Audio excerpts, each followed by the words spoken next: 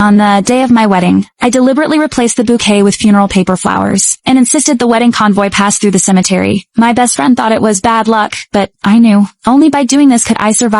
In my previous life, a scheming woman purposely scheduled her wedding on the same day as mine, just so she could ask to swap bouquets halfway through. Although the bouquet was the only heirloom left by my grandfather, made of premium jade and worth a fortune, out of kindness I still agreed to exchange, but I didn't know it was all her trap. She pretended to accidentally smash the priceless bouquet in front of everyone at the wedding. I was furious and slapped her on the spot, but my fiancé shoved me to the ground, then left with her. My brother not only didn't help me, he kicked me out of the house, claiming I was cruel and heartless. What's worse, the scheming woman later sent a group of thugs to humiliate me to death. Thankfully, God gave me a second chance, and I was reborn on the morning of the wedding. Looking at the jade bouquet on the table, I swore to make them pay the price. I whispered a few words to my best friend, then rushed to the cemetery to honor my grandfather. To avoid the scheming woman, I deliberately chose a secluded path through the graveyard. But just as the convoy was about to leave, another wedding party suddenly blocked us. I saw her smug face and instantly knew it was all planned, just like last time. She once again asked to swap bouquets. The bridesmaid next to her started a live stream. Seeing me hesitate, she immediately played the victim, saying I looked down on her for being a maid's daughter. Her fans began attacking me online, calling me petty. With no other choice, I reluctantly agreed. But just as she happily reached out to take the bouquet, she froze, because she saw I was holding white chrysanthemums. The bridesmaid immediately accused me of cursing her, saying who would use funeral flowers at a wedding. I calmly explained that today was my grandfather's death anniversary. That's why I chose chrysanthemums,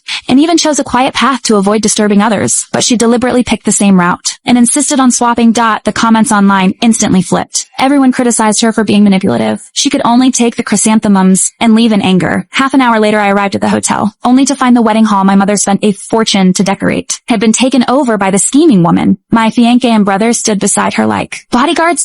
My best friend tried to argue with them, but my brother accused me of being late and forced me to give up the hall. My fiancé chimed in. I didn't hesitate to agree. The scheming woman saw I didn't take the bait and immediately had her bridesmaid bring over her bouquet. When I saw it, I was shocked. It was my grandfather's jade bouquet. Before leaving home, I feared they would destroy the heirloom like last time, so I had someone send it home in advance. I never expected. My brother took it to please her. I watched helplessly as she smashed it to pieces. I knew she did it to provoke me, but I couldn't hold back. I slapped her hard, unexpectedly. My brother slapped me back, calling me petty even after I publicly explained that the bouquet was made of premium jade, worth over $100 million.